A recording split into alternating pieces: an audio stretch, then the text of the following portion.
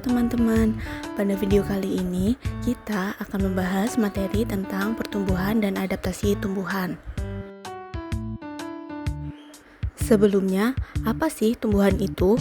Tumbuhan merupakan makhluk hidup yang memiliki berbagai proses kehidupan, mulai dari tumbuh, beradaptasi dengan lingkungan, hingga mengangkut zat yang dibutuhkan untuk kelangsungan hidupnya. Nah, melalui video ini, kita akan mempelajari bagaimana proses-proses tersebut terjadi.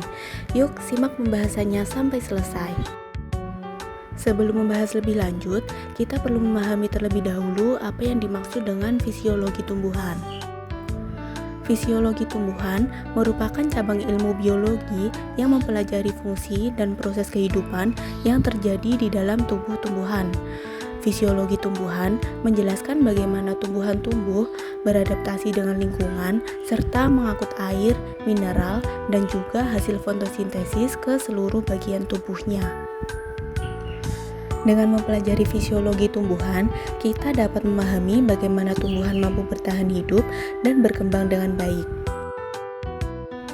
Salah satu proses penting dalam kehidupan tumbuhan adalah pertumbuhan. Pertumbuhan merupakan pertambahan ukuran, volume, dan massa pertumbuhan yang bersifat permanen atau tidak dapat kembali seperti semula.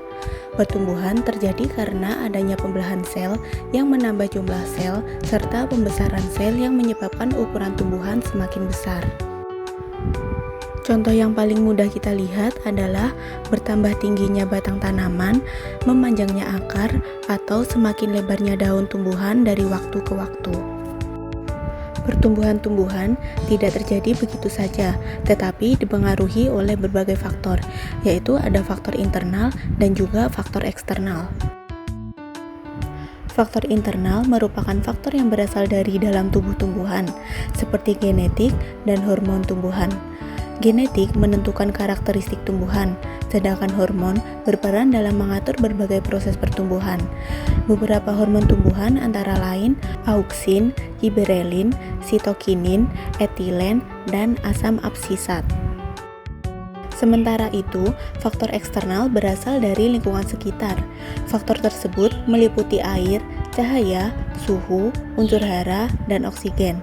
Seluruh faktor tersebut sangat penting karena dapat mempengaruhi kecepatan dan keberhasilan pertumbuhan tumbuhan.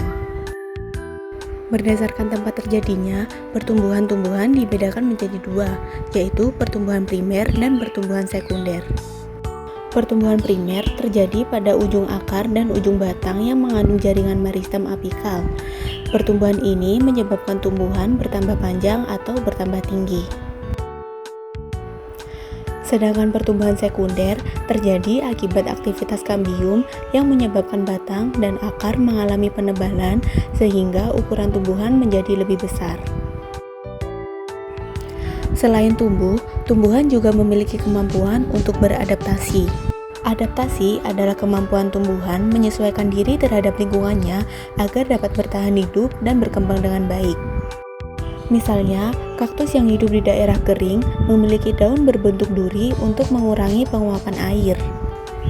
Bakau memiliki akar tunjang yang membantu menopang tubuhnya pada tanah berlumpur. Sedangkan rantai memiliki daun yang lebar sehingga dapat mengapung di permukaan air dan memperoleh cahaya matahari dengan baik. Adaptasi tumbuhan dapat dibedakan menjadi 3 jenis. Pertama, adaptasi morfologi, yaitu penyesuaian yang terjadi pada bentuk luar tumbuhan. Contohnya adalah daun kaktus yang berubah menjadi duri. Kedua, adaptasi fisiologi, yaitu penyesuaian yang berkaitan dengan fungsi organ dan proses metabolisme. Salah satu contohnya adalah kemampuan tumbuhan mangrove dalam menyaring atau mengeluarkan garam. Dan yang ketiga, adaptasi anatomi, yaitu penyesuaian pada struktur jaringan tumbuhan. Contohnya adalah adanya jaringan aerenkim pada tumbuhan air yang membantu proses pertukaran gas. Untuk menunjang kehidupannya, tumbuhan memiliki sistem pengangkutan zat yang terdiri atas xilem dan floem. Xilem berfungsi mengangkut air dan mineral dari akar menuju daun, sedangkan floem berfungsi mengangkut hasil fotosintesis dari daun ke seluruh bagian tumbuhan.